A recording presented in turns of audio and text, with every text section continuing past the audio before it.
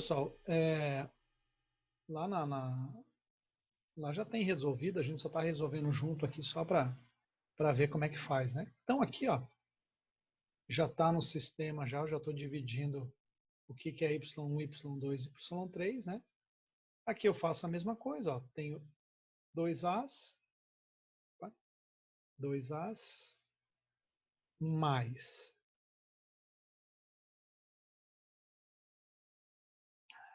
meleca, 2As mais, qual arruma ali? 3Bs menor ou igual a 30. Essa é a primeira restrição do verdinho ali, que é a solda. A solda, que a gente tem o y4. Depois a gente tem o de baixo ali, que é 2b mais 3cs, menor ou igual a 20. Esse aqui é da resina. Esse aqui vai ser o nosso y5. Então, a gente está fazendo aqui a modelagem dele, né? Modelando esses dois aqui. Aí aqui a gente tem a última restrição aqui do nosso processo, que é essa restrição aqui. Então essa restrição vai ser o nosso y6, né? Que é a montagem. Então aqui ele já tem todos os elementos, né? Montagem. Então aqui eu tenho 3As mais 5Bs mais 2Cs, menor ou igual a 60.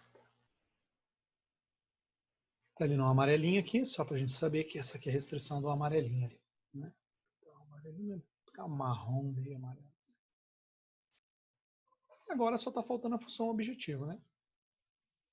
A função objetivo a gente joga aqui em cima. Aqui é a função objetivo, vou deixar ela em vermelho.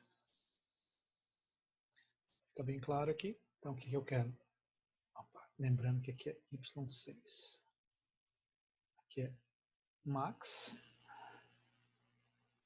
Vou maximizar um z, 30A, mais 60B, mais 40C. Então, aqui, pessoal, está o meu primal, né? Meu primal está montado aqui conforme a equação que eu tenho. Então aqui ficou as restrições desse departamento aqui, as restrições desse departamento aqui, restrição desse departamento e a restrição aqui, a restrição não, e a função objetivo de maximização pelo preço de venda de cada um deles. Maximizar Z com essa equação aqui. Eu tenho pintura, fundição, banho de solda. Aqui eu tenho banho ácido, desculpe, daí tenho solda, resina e montagem. Todas as variáveis aqui maior igual a zero. E aí agora a gente tem que montar o dual. Então o mínimo W é igual, um pouquinho mais, senão está muito grande. Então, só vou fazer esse primeiro aqui, eu vou deixar vocês fazerem os outros. Ó. Lembrem que eu tenho que referenciar sempre pelo B. Então, esse aqui que são minhas variáveis, que vão variável.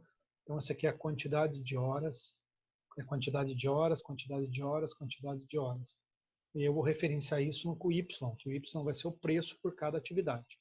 Então, vai ficar 40 Y1 mais 20 Y2 mais 18 Y3 mais 30 Y4 mais 20 Y5 mais 20 não, desculpa. De 60 Y6.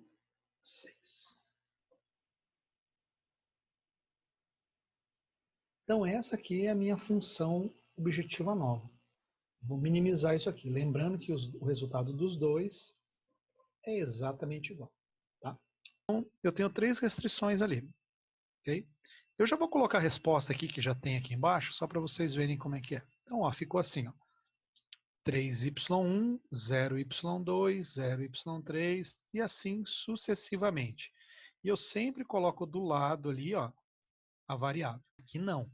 Aqui o que eu estou fazendo? Eu estou fazendo uma conversão de valores em quantidade, x1, x2, x3, em agora departamentos aqui, por exemplo. Eu sei que em x1 eu gasto 3 horas na pintura, 2 horas na solda e 3 horas na montagem. Para fazer o 2, eu gasto 2 horas ali na fundição, 3 horas ali na solda, 2 horas na resina e 5.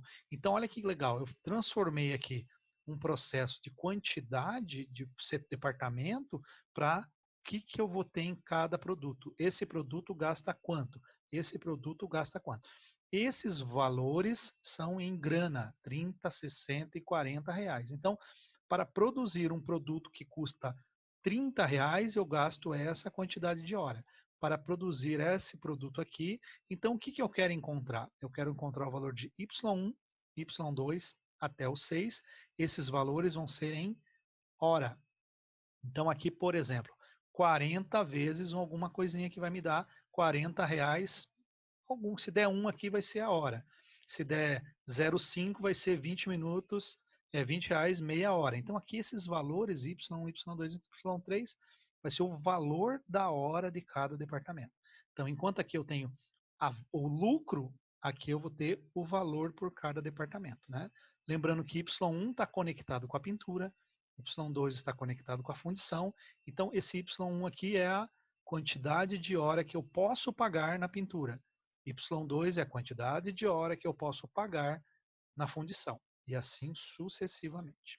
Beleza? Voltando ao nosso slide principal lá, né? Voltando ao nosso slide inicial, eu peguei e transformei ali, né? Eu peguei uma equação primal, transformei em uma dual, igual a gente fez os exercícios aí. E aí eu tenho essa equação aqui, ó. Então, lembrando vocês, eu vou resolver isso aqui, essa equação será resolvida através do primal, tá? E o primal vai me dar os valores do dual. Então, é bem interessante porque assim, ó, quando eu resolvi isso aqui no simplex, o x1 deu 1 e o x2 deu 9. E resolvi pelo dual também, pelo outro método de duas fases, aqui deu 1/6 e 5/6. Mas eu pude resolver pela consequência do simplex, que vocês já vão ver. Observe que os valores estão exatamente igual, ó, tanto no primal como no dual. Então, a interpretação do dual é que é um dos conhecimentos que mais abrange campo de decisão mental, porque eu consigo ter aqui 1/6 de hora, aqui 5/6 de hora. Então aqui eu tenho que tomar várias decisões em cima dessa quantidade de hora aqui. Tá? Observe, esse 18 aqui, ó, é homem-hora. Esse 12 aqui é hora-máquina. O Y é quanto eu pago pela homem-hora e o Y2 é quanto eu pago pela hora-máquina. Então, quando eu vou resolver a equação, esses valores aqui, como a gente está trabalhando com hora, ele vai dar o valor reais dessa hora.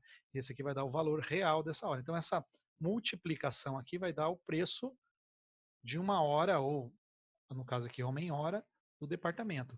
E esse aqui vai dar o preço da hora-máquina do departamento. Então, por isso que eu rotacionei lá, lembra que eu tinha o quê? X1, X2 e assim sucessivamente. Aqui eu tenho a transposta dele ou a dualidade. Tá? Só para vocês terem uma ideia, ó, esse aqui é o último quadro do simplex que eu fiz. Olha que interessante. X1 deu 1. X2 deu 9. Que nem eu comentei com vocês agora há pouquinho. Olha aqui o resultado do aquele negócio que esses F1, F2 para que serve? Olha que legal. O F1 que está aqui no primal, ele é o Y1 do dual. O F2 que está aqui no primal é o F2 é o Y2 do dual. Então, eu nem preciso calcular. Eu substituo direto aqui, ó. Y1 é igual a quanto? 1/6. Y2 é igual a quanto? 5/6. Então, por isso que é legal. No próprio primal, eu já tenho todas as respostas. Depois eu vou ensinar para vocês o que é esses de baixo, o que é a sensibilidade do processo. Ele pode trabalhar de tanto a tantas peças, mas olha que legal. Aqui eu já encontrei o y1 e aqui eu já encontrei o y2. Eu não preciso calcular o mínimo. Novamente, só serve quando é dual. Dual é o primal e o dual são os mesmos valores. Quando eu quero transportar de quantidade para hora ou de hora para quantidade. Só serve para esse processo, tá? Não serve para outro. Então aqui que legal, né? Eu tenho aqui os valores do y1 e do y2. Se eu tivesse a matriz, vou mostrar a matriz do outro jeito que eu resolvi. Ó, isso aqui são as duas matrizes que eu resolvi depois, né? Olha que legal essa aqui. Ó. Essa aqui é a matriz Z final do primal. As colunas de cima eu não coloquei. E aqui a matriz W e eu também não coloquei nada aqui em cima. Ó, F1. F1 é igual ao Y1 do dual. F2. F2 é igual ao Y2 do dual. Professor, eu não tenho X1, X2, X3, mas eu tenho o dual dele. Olha que legal. O F1 do dual é X1 do primal. F2 do dual é o X2 do primal. F3 do dual é o X3 do primal. Então, com essas duas planilhas eu consigo achar os Ys e consigo achar o X. Então, por exemplo, se aqui isso aqui fosse, eu estou produzindo 3 brinquedos, eu quero saber qual a quantidade de brinquedo, aqui pelo dual eu consigo descobrir, ó, 34 brinquedos do 1, 23 brinquedos do 2 e 50 brinquedos do modelo 3. Quanto que eu vou gastar ou pagar naquele processo? Nesse processo aqui, imagine que esses 3 aqui passam por 2 departamentos. Um departamento de corte e um de acabamento. O departamento de corte, aqui no Dual, eu estou pagando R$ 76 a hora. No de acabamento, 49. Então, esses valores aqui são os valores que a gente chama valores que indicam sombra no processo, ou valores que vão indicar, sombra, desculpe, não, vão indicar o valor daquele processo, ou hora, ou minuto, ou o que vai ser analisado na cronoanálise lá. Se eu colocar homem-hora, eu vou dar o preço da homem-hora aqui. Se eu vou ter um robô, eu vou ter o valor da hora do robô. Tá? Então, então, quando eu estou usando um primal para um dual, eu sempre vou ter que analisar as últimas linhas. Então, o software vai jogar esses valores aqui para vocês no resultado. Ele não fica jogando infinitas tabelas, tablô, um monte de coisa arada. Não. Ele vai jogar essas duas telas aqui, ou ele vai jogar uma tela final e você vai tirar as consequências. Novamente, ó, aqui ele está dando meu L. Então, beleza, eu consigo resolver. Mas tem software que só joga só o final. Então você também tem que saber interpretar. Dos dois jeitos você consegue achar x1, x2, y1, y2 e montar a sua equação e resolver o problema. Então isso é bem legal mesmo, tá?